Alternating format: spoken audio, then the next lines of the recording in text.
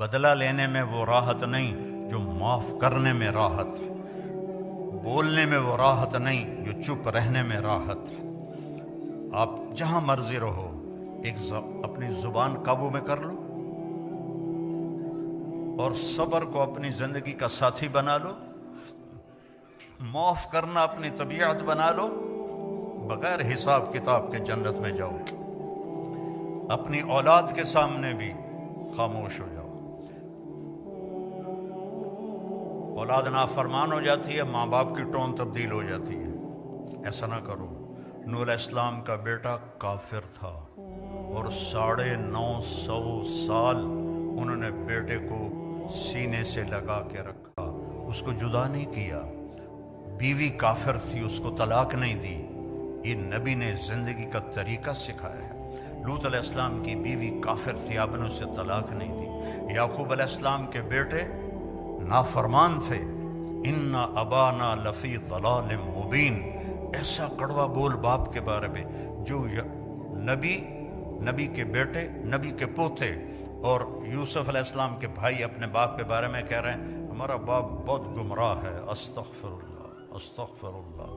اور یعقوب علیہ السلام نے، لوگ علماء سورہ یوسف بیان کرتے ہیں نا تو صرف یوسف علیہ السلام کو ہائی لائٹ کرتے ہیں، میں یعقوب علیہ السلام کو ایز اے باپ ہائی لائٹ کرتا ہوں کہ قرآن نے جو تصویر باپ کی دکھائی ہے کہ باپ کیسا ہونا چاہیے، سورہ یوسف میں اللہ نے باپ کی تصویر دکھائی ہے، اور موسیٰ علیہ السلام کے قصے میں اللہ نے ماں کی تصویر دکھائی ہے۔ موسیٰ علیہ السلام کے قصے میں باپ کا ذکر نہیں، ماں کا ہے۔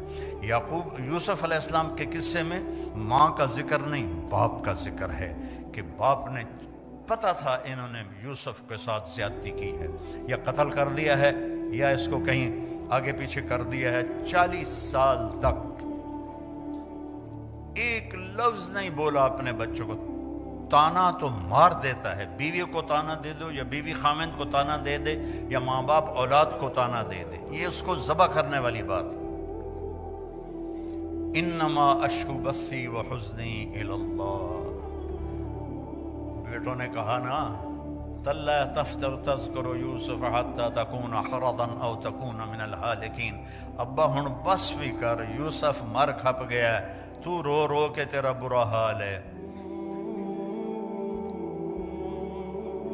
تو انہوں نے کہا اچھا میرا جوان بیٹا فوت ہوا اچانک، تو سب سے لائق بھی تھا، سب سے قابل بھی تھا، سب سے نیک بھی تھا، تو پہلی دفعہ مجھے یہ آیت سمجھ میں آئی کہ یعقوب اور یوسف کی جدائی ہوئی، دونوں کو غم ہے، بیٹے کو بھی غم ہے، باپ کو بھی غم ہے، لیکن بیٹا اندھا نہیں ہوا، باپ بیٹے کے غم میں اندھا ہو گیا۔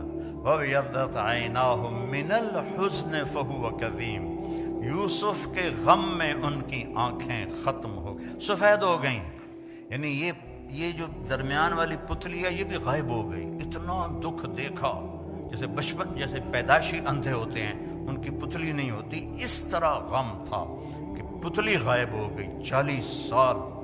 وَابْيَضَّتْ عَيْنَاهُ، تو بیٹے کے جانے کے بعد یہ آیت سمجھ میں آئی ہے کہ جو غم ماں باپ دیکھتے ہیں وہ اولاد نہیں دیکھتی ہے۔ ماں سامنے گئی، باپ سامنے گیا، چاچے سامنے گئے، تائے سامنے گئے، کزن سامنے گئے، لیکن عاصم کا جانا کوئی اور طرح کا ہی تھا۔ اللہ کسی کو یہ دکھ نہ دکھائے۔